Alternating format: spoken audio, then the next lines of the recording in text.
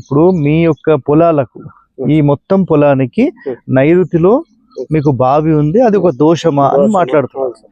100% బావులకు మీరు ఎక్కడైనా పెట్టుకోవచ్చు. నైరుతిలో మీరు బోరేసుకున్నా ఏం కాదు, నైరుతిలో సంపు పెట్టుకున్నా ఏం కాదు. ఏ కండిషన్లో ఏం కాదని నేను చెప్తాను.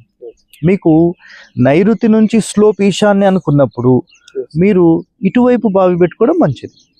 ఈశాన్యం నుంచి నైరుతికి స్లోప్ ఉందనుకోండి, అప్పుడు ఈశాన్యంలో బావి పెట్టుకోవడం మంచిది.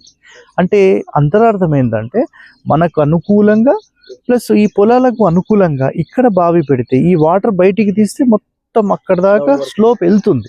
కాబట్టి ఇది చాలా నంబర్ 1. అట్లానే నీటి ధారలు అని మాట్లాడినప్పుడు ఎక్కడైతే ఎత్తు ఉంటుందో అక్కడ ఎక్కువగా నీటి ధారలు ఉంటాయి, లోయెస్ట్ కంటే కూడా. అర్థమైందా? కాబట్టి నైరుతిలో మీరు బోరేసుకున్నా మొత్తం వాటర్ వాడుకోవచ్చు అంతే.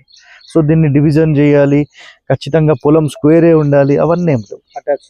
అన్ని 100% చేసుకోవచ్చు, అది ఇబ్బంది లేదు, ఎప్పటికీ ఉండదు, అది ఎప్పటికీ ఇబ్బంది ఉండదు. పొలాలకు వాస్తు అనేది 100% మీరు పాటించాల్సిన పని లేదు.